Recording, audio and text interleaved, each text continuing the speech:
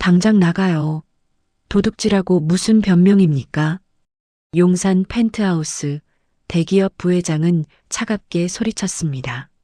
상주 도우미로 일하던 55살 박영선은 그 자리에서 얼어붙었죠. 단 한 달 만에 쫓겨나는 거였습니다. 명목은 절도.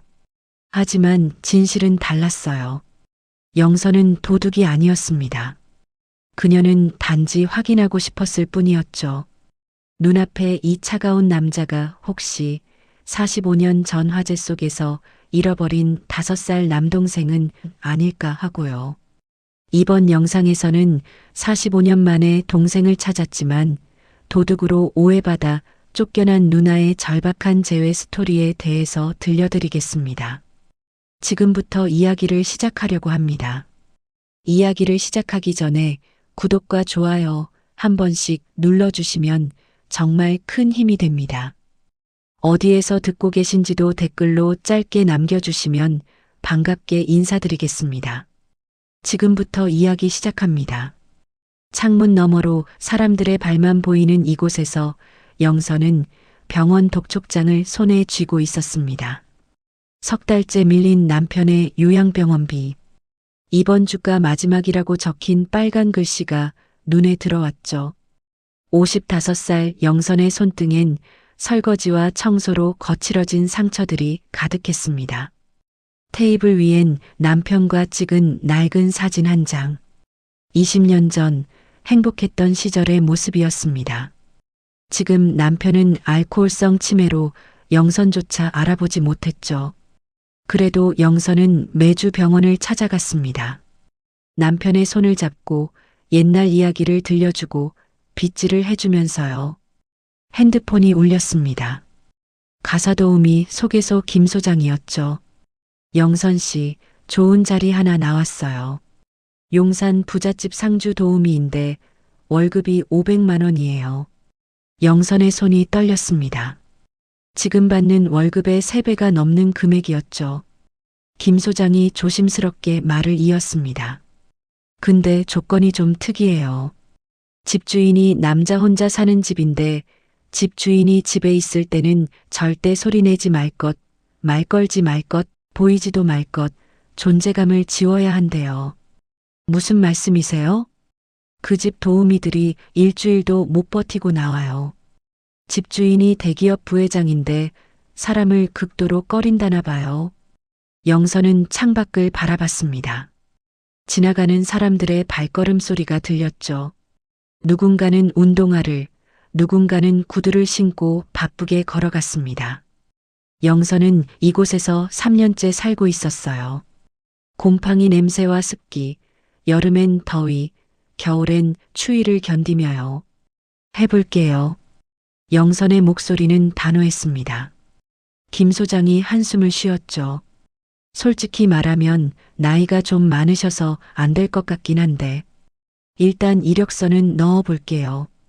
전화를 끊고 영선은 다시 독촉장을 내려다봤습니다. 병원에서 이번 주 안으로 입금이 안 되면 강제 퇴원이라고 했어요. 남편을 거리로 내보낼 순 없었죠. 사흘 뒤 김 소장에게서 전화가 왔습니다. 영선 씨, 합격했어요. 정말요? 네, 근데 이상한 게 영선 씨 이력서에 45년 전 화재 생존자라고 적혀 있잖아요. 그걸 보더니 집주인 쪽에서 바로 오케이 했대요. 왜 그런지는 모르겠지만 영선의 가슴이 철렁했습니다.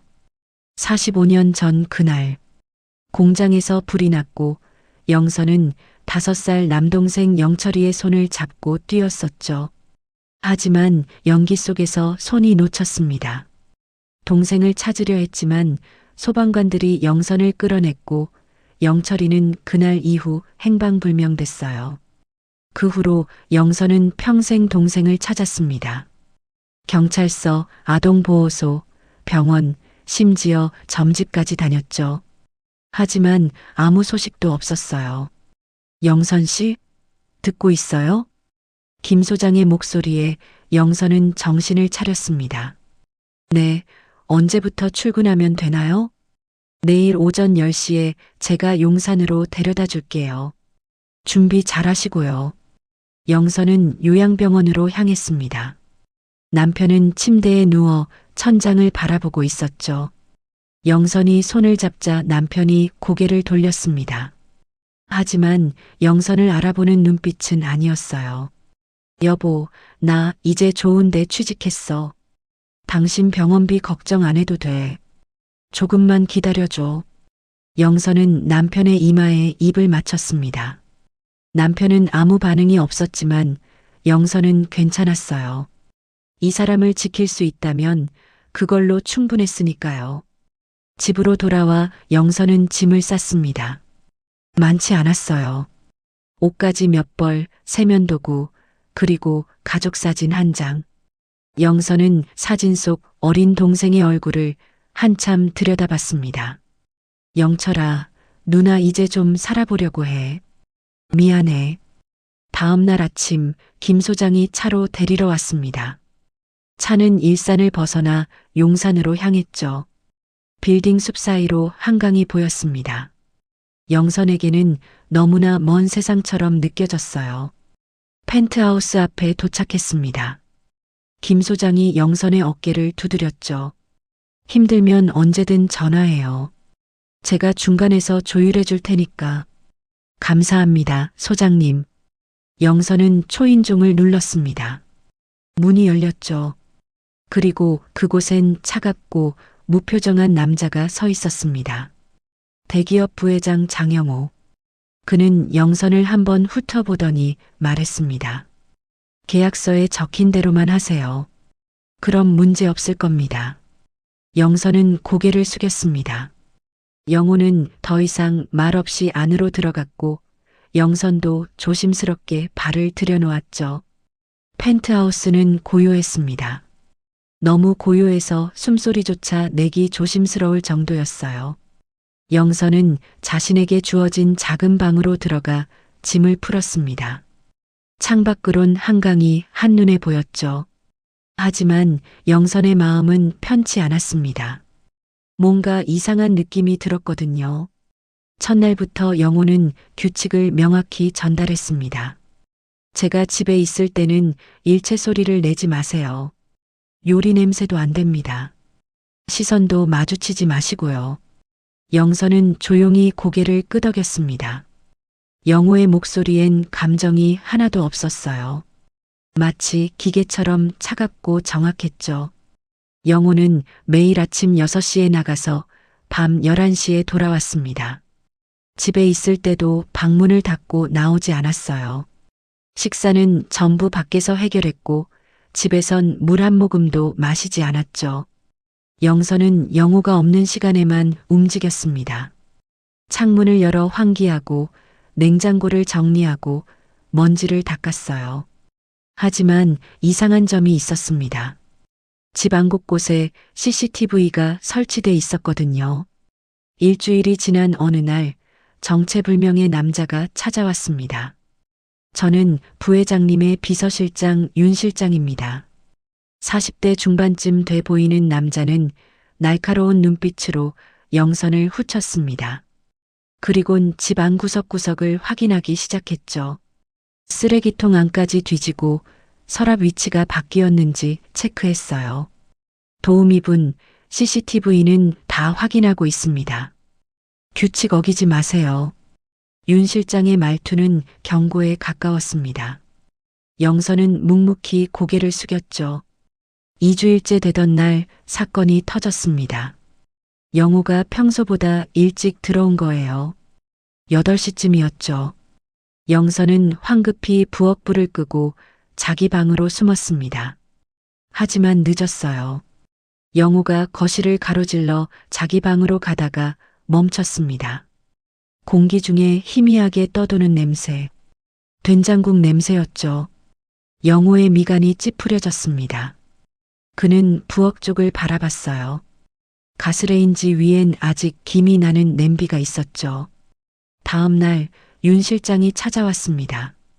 부회장님이 냄새에 극도로 예민하시다는 거 모르십니까? 앞으로 절대 요리하지 마세요. 경고합니다. 영선은 사과했습니다. 그날부터 냉장 도시락만 데워 먹었죠.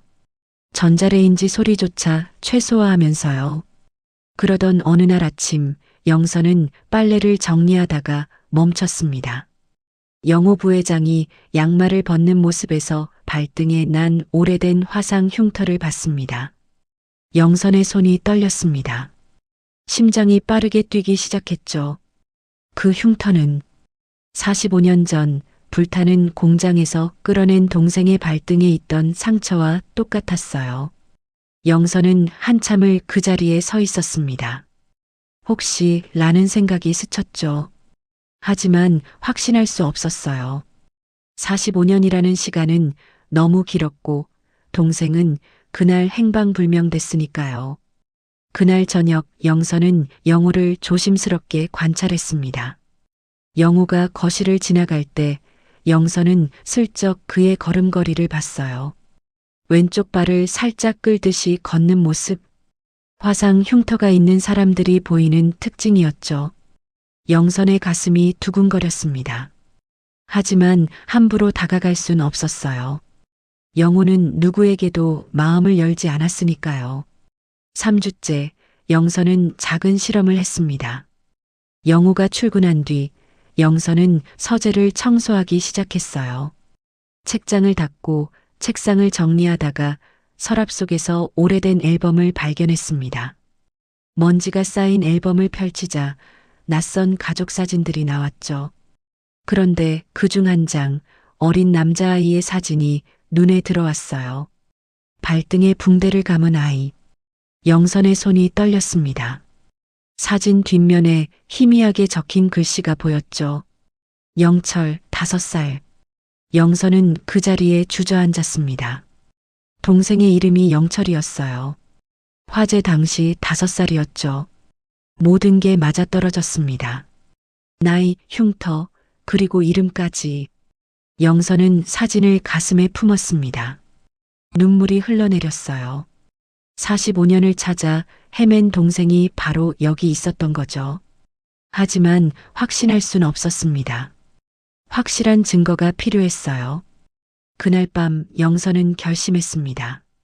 영호가 쓰던 칫솔을 조심스럽게 챙겼죠. 유전자 검사를 위해서였어요.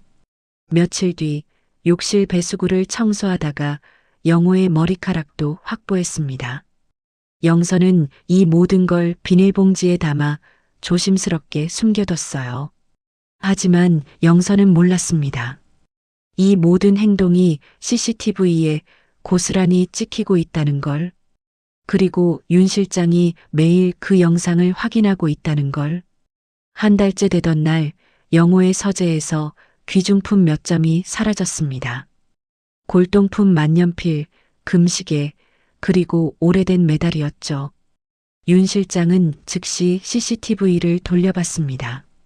그리고 영선이 서재를 뒤지는 장면을 발견했어요. 칫솔을 챙기는 장면도 배수구에서 머리카락을 건지는 장면도 다 찍혀 있었죠. 윤 실장의 얼굴이 굳었습니다. 이 여자 도둑이었어. 윤 실장은 곧바로 영호에게 보고할 준비를 했습니다. 증거 영상을 편집하고 사라진 귀중품 목록을 정리했죠. 그날 저녁 윤 실장이 영호를 찾아왔습니다. 부회장님, 급히 보고 드릴 게 있습니다. 영호는 무표정하게 윤 실장을 바라봤습니다. 도우미가 부회장님 물건을 훔치고 있습니다. 윤 실장은 태블릿을 건넸어요. 영상이 재생됐죠. 영선이 칫솔을 챙기는 모습, 서재를 뒤지는 모습, 배수구에서 뭔가를 건지는 모습. 영호의 얼굴이 차갑게 굳었습니다. 지금 당장 부르세요. 영호의 목소리는 얼음처럼 차가웠습니다. 윤 실장이 영선을 불러왔죠. 거실에 선 영선은 긴장한 표정이었어요. 영호가 차갑게 물었습니다. 이게 뭡니까? 왜 제 물건을 가져갔죠? 영선이 입을 열려던 순간 영호가 손을 들었습니다. 듣고 싶지 않습니다. 변명 필요 없어요. 당장 나가세요. 부회장님, 잠깐만 들어주세요. 제가 나가라고 했습니다. 영호의 목소리가 거실에 울렸습니다. 영선은 얼어붙었죠. 윤 실장이 영선을 끌어냈습니다. 영선은 짐을 싸며 눈물을 흘렸어요. 확인도 못한 채 쫓겨나는 거였죠. 그녀는 서재에서 몰래 가져온 사진을 주머니에 넣었습니다. 그리고 이미 의뢰한 유전자 검사 결과를 기다리기로 했죠. 문을 나서는 영선에게 윤 실장이 마지막으로 경고했습니다. 다시는 이 집 근처에 오지 마세요. 경찰에 신고할 수도 있으니까요. 영선은 고개를 숙이고 펜트하우스를 떠났습니다. 엘리베이터 안에서 영선은 중얼거렸어요. 영철아, 미안해. 조금만 기다려. 일산 원룸으로 돌아온 영선은 남편의 요양병원비를 낼 수 없었습니다. 돈이 떨어졌거든요. 병원에서 다시 독촉 전화가 왔죠. 보호자님, 내일까지 입금 안 되면 정말 퇴원 조치합니다. 영선은 김 소장에게 급히 전화를 걸었습니다. 소장님, 급한 일자리 없을까요? 아무거라도 좋으니까요. 김 소장의 목소리가 안타까웠어요. 영선 씨, 무슨 일 있었어요? 한 달밖에 안 됐는데. 제가 오해를 받았어요. 근데 지금 그게 중요한 게 아니라 당장 돈이 필요해서. 알았어요. 당장 구해볼게요. 조금만 기다려요. 하지만 영선의 마음은 무거웠습니다. 유전자 검사 결과를 기다리고 있었거든요. 사흘 뒤 검사기관에서 연락이 왔습니다. 박영선님, 검사 결과 나왔습니다. 직접 방문하셔서 확인하시겠어요? 영선은 떨리는 손으로 봉투를 받았습니다. 그리고 뜯었죠. 결과지에 적힌 문구. 형제 일치율 99.97%. 영선은 그 자리에 주저앉았습니다. 울음이 터졌어요. 45년을 찾아 헤맨 동생, 영철이가 살아있었습니다. 그것도 바로 옆에 있었던 거죠. 영선은 한참을 울었습니다. 기쁨과 슬픔이 뒤섞인 눈물이었어요. 기쁜 건 동생을 찾았다는 것. 슬픈 건 그 동생이 자신을 도둑으로 몰아 쫓아냈다는 거였죠. 어떻게 알려야 하지? 영선은 편지를 쓰기로 했습니다. 윤 실장이 막아설 테니 직접 만날 순 없었거든요. 회사로 등기우편을 보내기로 했죠. 영선은 떨리는 손으로 한 글자 한 글자 적었습니다. 영철아, 나야. 내 누나 영선이. 하지만 쓰다가 지우고 쓰다가 또 지웠어요. 뭐라고 써야 할지 도무지 정리가 안 됐죠. 결국 영선은 간단하게 적었습니다. 45년 전 화재 이야기, 동생을 찾아온 시간들, 유전자 검사 결과, 그리고 미안하다는 말. 편지와 함께 검사 결과지, 어린 시절 사진 사본을 넣었습니다. 그리고 우체국으로 갔죠. 등기로 보내주세요. 영선은 우편물이 접수되는 걸 보며 기도했습니다. 영호가 편지를 읽고 믿어주길, 자신을 다시 만나줄 수 있기를 바랐죠. 한편 펜트하우스에서 영호는 무기력하게 지내고 있었습니다. 영선이 떠난 지 일주일. 새로운 도우미가 왔지만 영호는 거부했어요. 필요 없습니다. 그냥 나가세요. 윤 실장이 걱정스럽게 물었습니다. 부회장님, 괜찮으십니까? 식사라도 제대로 하셔야죠. 신경 끄세요. 영호는 점점 더 방에 틀어박혔습니다. 회사에도 나가지 않았어요. 이상했죠. 분명 영선이 도둑질을 했는데 왜 이렇게 허전한 건지. 특히 토요일이 되면 이상한 느낌이 들었습니다. 뭔가 그리운 냄새가 날 것 같은 기분이었죠. 시래기 떡국. 영호는 그 음식이 자꾸 생각났습니다. 영선이 끓여주던 그 떡국. 먹을 때마다 이상하게 마음이 편해졌었거든요. 영호는 자신도 이해할 수 없었어요. 왜 음식 하나가 이렇게 그리운지. 왜 그 사람의 조용한 발걸음 소리가 그리운지. 2주일째 되던 날 회사로 등기우편이 도착했습니다.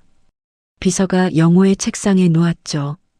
부회장님, 개인 우편 도착했습니다. 영호는 무심코 봉투를 뜯었습니다. 편지가 나왔어요. 그리고 서류들. 첫 줄을 읽는 순간 영호는 멈췄습니다. 영철아. 그 이름 어디선가 들어본 것 같았어요. 아니, 들어본 게 아니라 자신의 이름 같았죠. 영호는 계속 읽어 내려갔습니다. 화재, 5살, 누나, 발등의 화상. 단어들이 머릿속에서 폭발했어요. 영호는 유전자 검사 결과지를 펼쳤습니다. 99.97%. 형제. 손이 격렬하게 떨렸죠. 사진을 봤습니다. 발등에 붕대를 감은 어린아이. 자기였어요. 모든 기억이 쏟아졌습니다.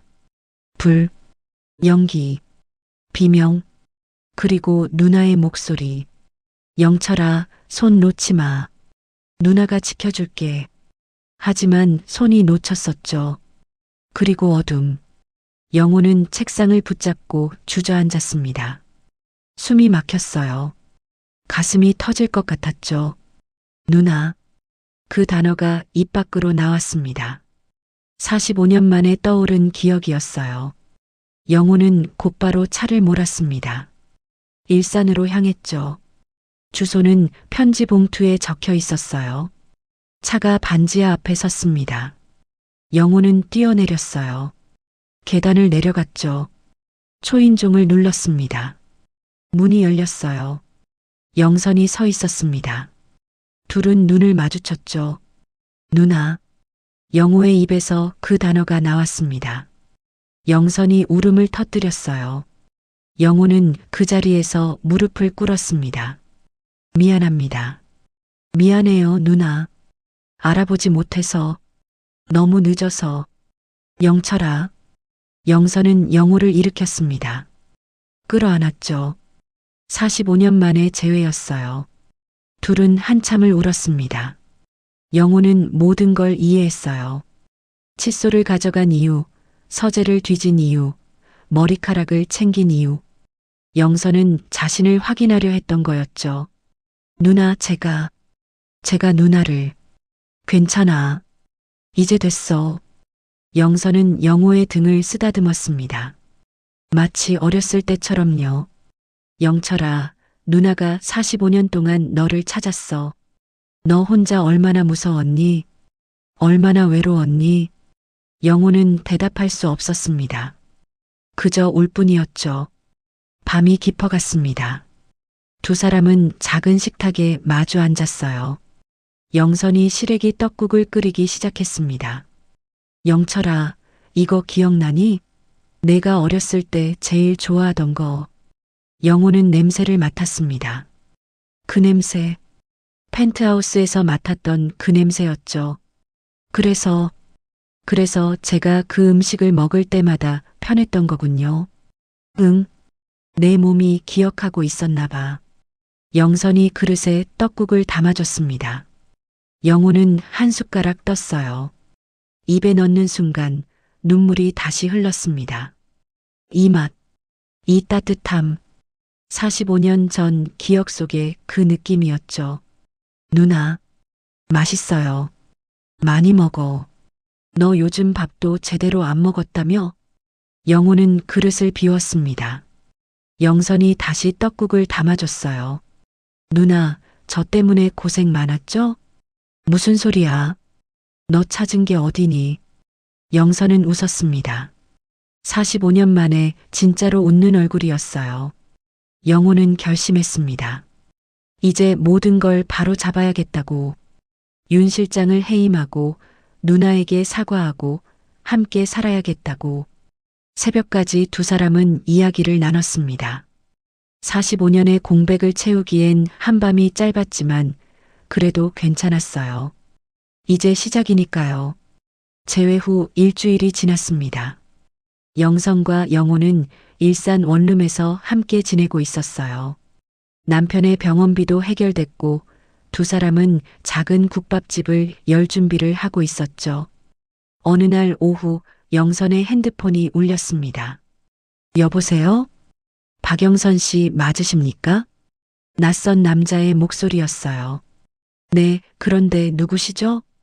저는 박민호라고 합니다. 영선 씨 오빠일 수도 있는 사람이에요. 영선의 얼굴이 하얗게 질렸습니다. 뭐라고요? 뉴스에서 봤습니다. 영선 씨와 영철이 이야기요. 저도 45년 전 그 화재 생존자예요. 그리고 DNA 검사 결과 영선 씨와 형제 일치율이 나왔습니다. 영선은 말을 잇지 못했어요. 영우가 옆에서 물었죠. 누나, 무슨 전화예요? 영선이 떨리는 목소리로 말했습니다. 영철아, 우리 오빠래. 뭐요? 영우도 놀랐습니다. 사흘 뒤 인천공항. 영선과 영우는 도착 게이트 앞에 서 있었어요.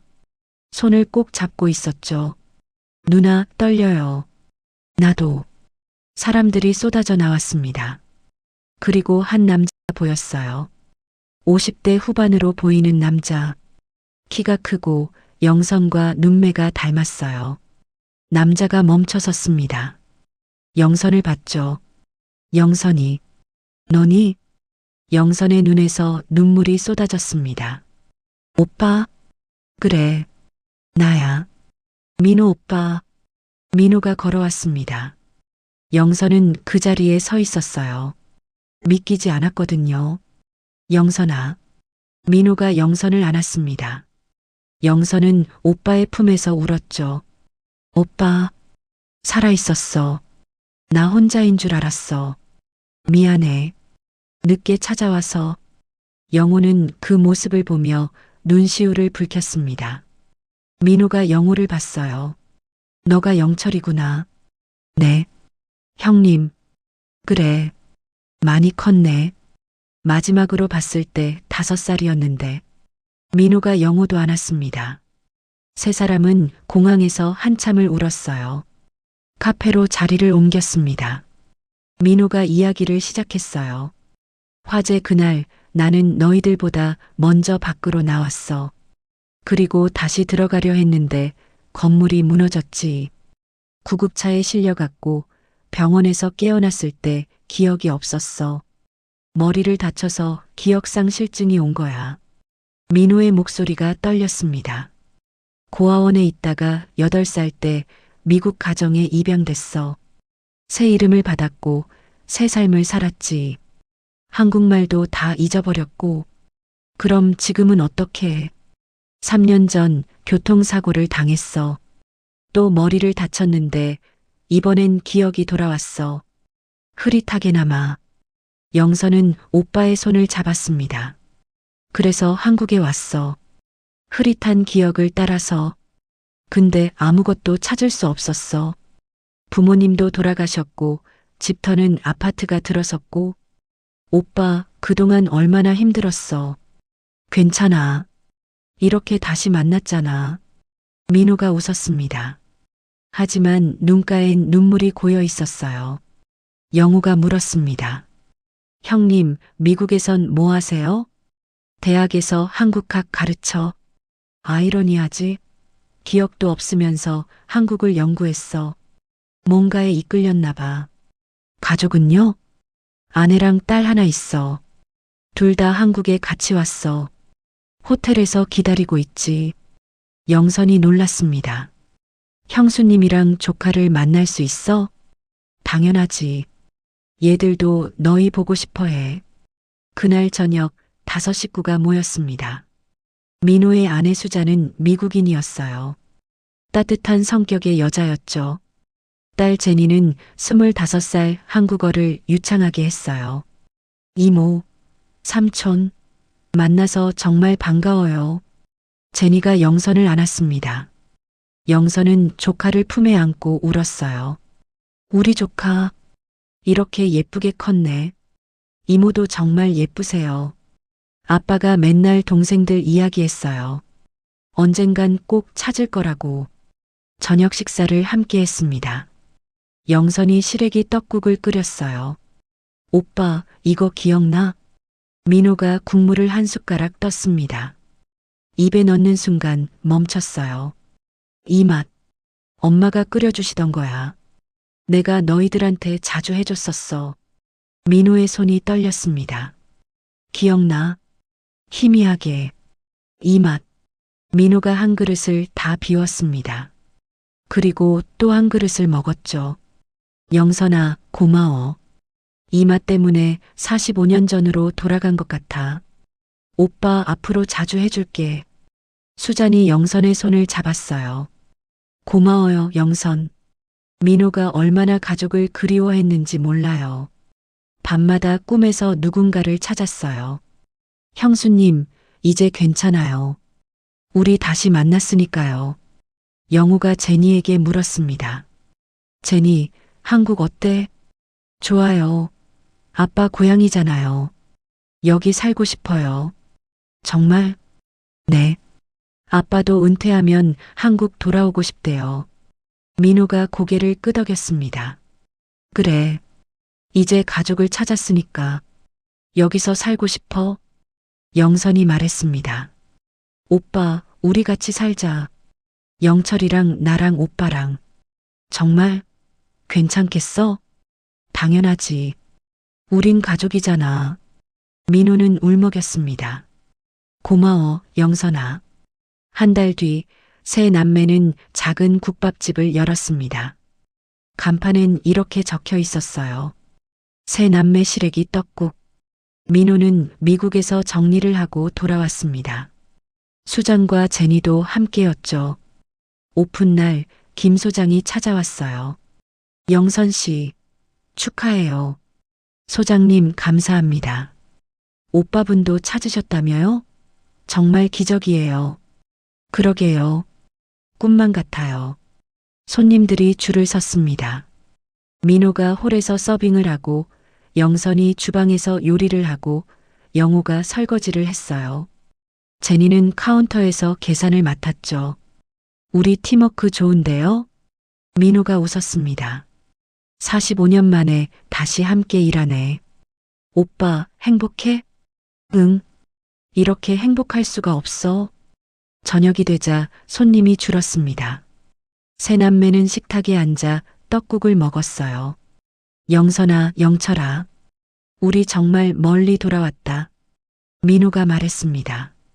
그러게요, 형. 영우가 답했어요. 근데 결국 만났잖아. 그게 중요한 거지.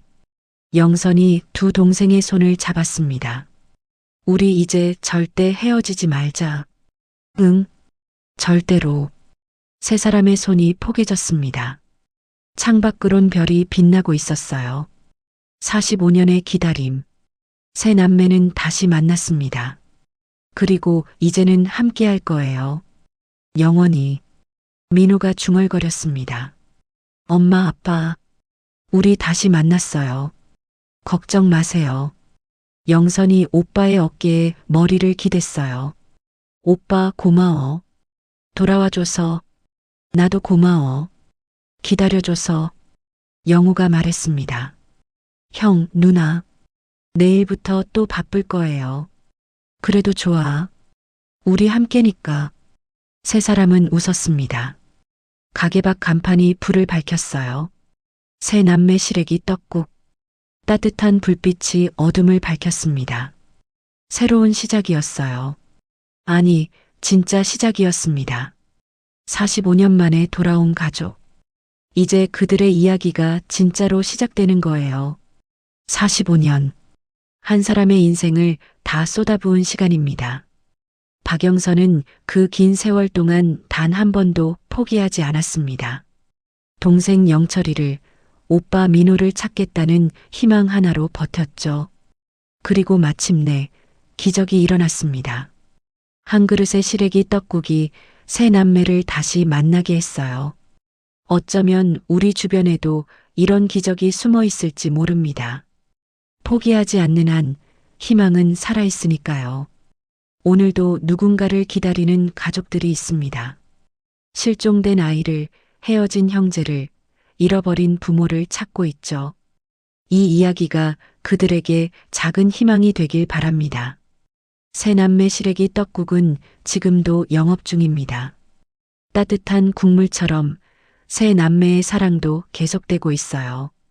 여러분도 소중한 사람 곁에 계신가요? 그렇다면 오늘 꼭 안아주세요. 사랑해라고 말해주세요. 우리에겐 지금 이 순간이 가장 소중하니까요. 시청해주셔서 감사합니다.